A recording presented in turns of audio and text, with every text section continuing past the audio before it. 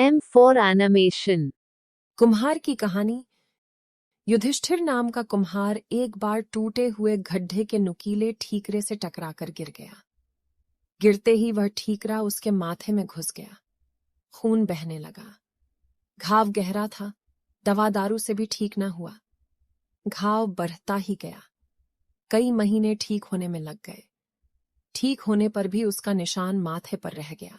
कुछ दिन बाद अपने देश में दुर्भिक्ष पड़ने पर वह एक दूसरे देश में चला गया। वहां वह राजा के सेवकों में भर्ती हो गया।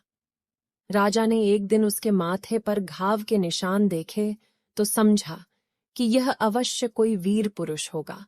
में शत्रु का सामने से मुकाबला करते हुए घायल हो गया होगा। यह समझ उसने उसे अपनी सेना में ऊंचा पद दे दिया। राजा के पुत्र वह अन्य सेनापति इस सम्मान को देखकर जलते थे, लेकिन राजभय से कुछ कह नहीं सकते थे। कुछ दिन बाद उस राजा को युद्ध भूमि में जाना, युद्ध का बिगुल सैनिकों को युद्ध भूमि के लिए तैयार होने का संदेश दे रहा था।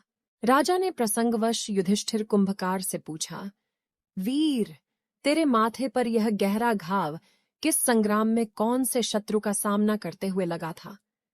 कुंभकार ने सोचा कि अब राजा और उसमें इतनी निकटता हो चुकी है कि राजा सच्चाई जानने के बाद भी उसे मानता रहेगा।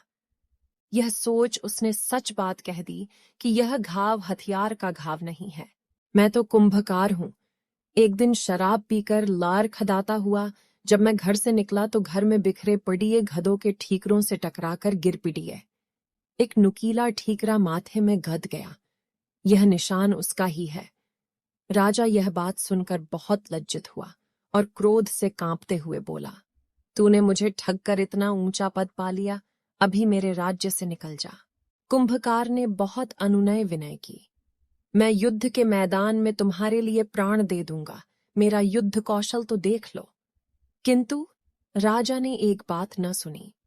उसने कहा कि भले ही तुम सर्वगुण संपन्न हो, शूर हो, पराक्रमी हो, किंतु हो तो कुंभकार ही। जिस कुल में तेरा जन्म हुआ है वह शूरवीरों का नहीं है। तेरी अवस्था उस गीदों की तरह है जो शेरों के बच्चों में पलकर भी हाथी से लड़ने को तैयार न हुआ था।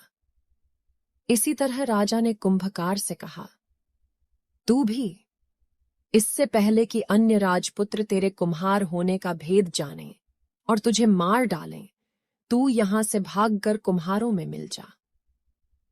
अंत में कुम्हार वह राज्य छोड़कर चला गया।